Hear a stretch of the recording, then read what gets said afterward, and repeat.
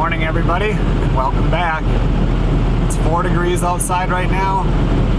I'm driving to take a look at a tractor. You guys remember that Melissa and I were going to buy a tractor a while back, but I explained in a different video that that one fell through. So today I've been looking for weeks for another one, and right now I'm going to take a look. I doubt that I'll do any filming of the tractor. I'll just take some pictures because I still feel kind of stupid if you don't know the person and you pull out the camera to do some filming.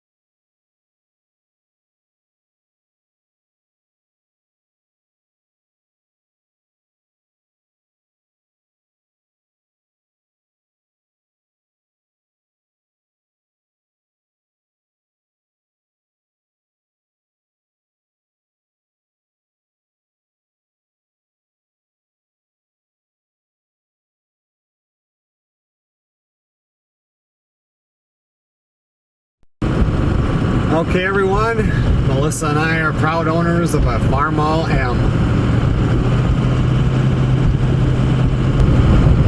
And since I didn't talk him down in price, he's even going to deliver it.